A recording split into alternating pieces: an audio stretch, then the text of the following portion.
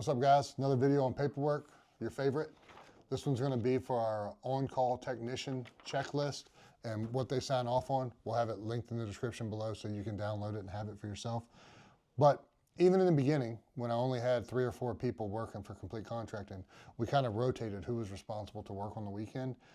And, you tell somebody, hey, Bill, it's your job to cover this Friday, Saturday, and Sunday. And then you get a call on Saturday and you call them and they're like, hey, you never told me. Well, if you don't have it in writing, you can't prove it.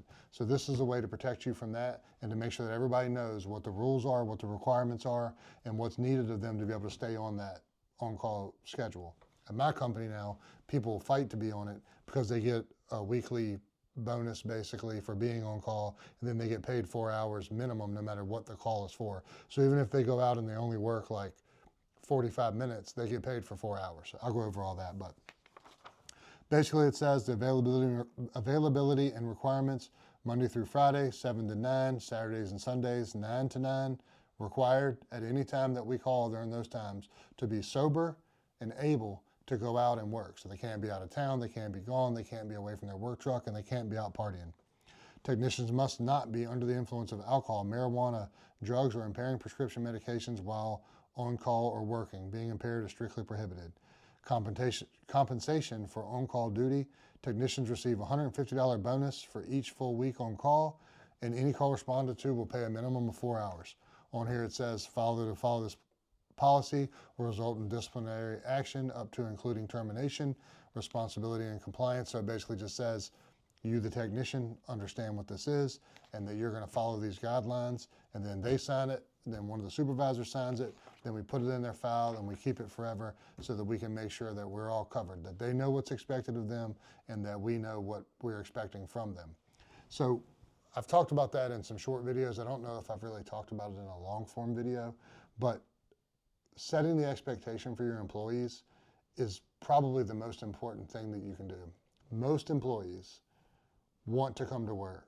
They want to do a good job, and they want to make their employer happy. Most employees, not all, but most employees want that. Where you get into trouble with most people is that if you don't set a clear expectation of this is exactly what you need to do, exactly when you need to do it, exactly how you need to do it, and why is a weird one. I've made a video talking about the why and how it's so important that people understand the why and everything, so try to find that short video. But basically what it means is if you can break it down for your employee that they need to be at place A doing thing B so that they can get compensated with C, and the why is that it's good for them, for their family, for their benefit, for our customer, and for the company to prosper and grow. If y'all can be on the same page for just those 4 things, that's it. Where they got to be, what they got to do, why they got to do it, and how they're going to do it. That's it. 4 things.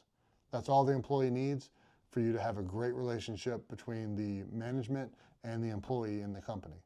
If both of you are on the same page for those 4 things, it will eliminate 95% of the issues that you're going to run into as you ramp up your small business. That's another video brought to you by Beyond the Estimates. Please like, comment, and subscribe for more.